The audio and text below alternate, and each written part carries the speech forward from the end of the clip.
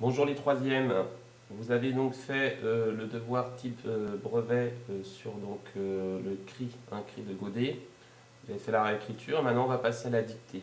Donc vous verrez hein, là sur mon écran, j'ai mis une affiche des Sentiers de la Gloire. Vous savez, vous en avez vu un extrait au moment de l'assaut, un très ancien film avec Kirk Douglas, acteur américain qui nous a quittés il y a peu de temps.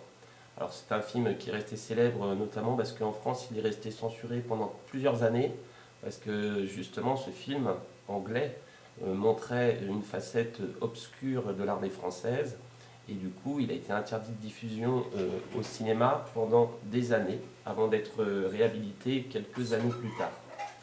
Donc je vais vous lire la dictée, donc première lecture, hein, comme d'habitude on se met dans les conditions du brevet. J'en fais une première lecture, vous l'écoutez et ensuite je vous la lirai plus lentement.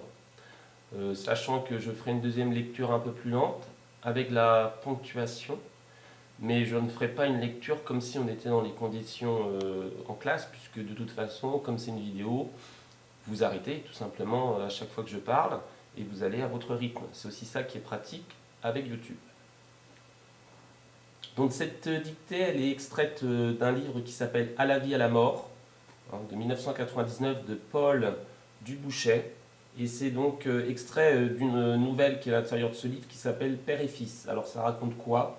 Ça raconte l'histoire d'un homme qui va à la guerre, hein, donc c'est pendant la Première Guerre mondiale, si j'ai bonne mémoire. Il revient lors d'une permission, il a changé, hein, il a dû voir des choses traumatisantes.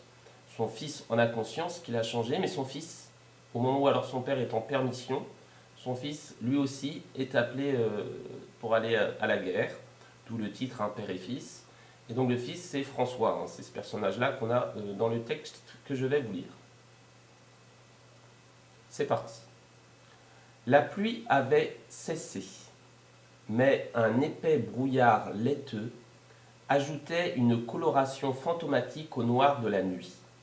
Des silhouettes passaient devant eux. On ne les voyait qu'au dernier moment. Maurice et François rampaient dans une zone maintenant indéchiffrable de trous d'obus. Impossible de savoir où on était. Probablement en zone ennemie, et parmi les obus qui tombaient à présent de tous côtés, il y avait sans doute des obus français. Un projectile siffla à leurs oreilles, un autre. Des mitrailleuses se mirent en branle tout près. Ils se jetèrent dans un profond entonnoir, ils avaient de l'eau jusqu'aux épaules. Les tirs se raccourcissaient, l'attaque avait commencé, et les fusées trouaient le brouillard. Donc je vais relire avec la ponctuation un tout petit peu plus lentement. D'accord? Donc alinéa. La pluie avait cessé, mais un épais brouillard laiteux ajoutait une coloration fantomatique au noir de la nuit. Point. Des silhouettes passaient devant eux, virgule. On ne les voyait qu'au dernier moment. Point.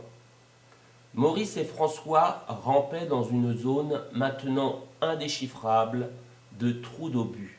Point. Impossible de savoir où on était. Point. Probablement en zone ennemie et parmi les obus qui tombaient à présent de tous côtés, virgule, il y avait sans doute des obus français. 3 petits points. Point de suspension. À la ligne alinéa. Un projectile siffla à leurs oreilles, virgule, un autre, point. Des mitrailleuses se mirent en branle, virgule, tout près, point. Ils se jetèrent dans un profond entonnoir, virgule, ils avaient de l'eau jusqu'aux épaules, point. Les tirs se raccourcissaient, virgule, l'attaque avait commencé et les fusées trouaient le brouillard. Point final. Voilà, non, je ne vais pas en refaire une lecture, hein. De toute façon vous gérez le temps avec votre souris, hein, avec votre clavier et vous faites pause pour pouvoir écrire votre texte. Hein. Je vous rappelle que quand on écrit une dictée, on aère, on saute des lignes, on se relie attentivement à la fin en se posant les bonnes questions. J'ai un adjectif, avec quoi il s'accorde? J'ai un verbe, quel est son sujet? J'ai le son et, est-ce que je l'écris ER? Est-ce que je peux dire prendre? Ou est-ce que je l'écris et avec un accent? Puisque je peux dire pris. D'accord? Donc toujours, on est dans la réflexion lorsque on écrit, lorsqu'on fait une dictée. N'oubliez pas aussi, dans la dictée, il y a le fameux leur. Alors je rappelle quand même rapidement et après j'arrête. Si leur peut être remplacé par lui, c'est un pronom personnel. Il est donc invariable, il ne prend jamais de S. Si je peux remplacer leur par son, par exemple, ou par c'est un déterminant possessif. Et dans ce cas, leur prend un S s'il est suivi d'un nom au pluriel. Leurs chevaux sont malades, chevaux au pluriel, donc leur qui est un déterminant possessif, on met un S à leur. D'accord? Leur cheval est malade, cheval est au singulier, leur toujours déterminant possessif, mais cette fois-ci singulier, donc pas de S. D'accord? Donc dans ce cas-là, on l'accorde avec le nom qui suit. Je reprends leur pronom personnel avec lui, ce qu'on peut remplacer par lui. Si je dis la phrase « demain je leur téléphone », est-ce que je peux dire « demain je lui téléphone » Effectivement.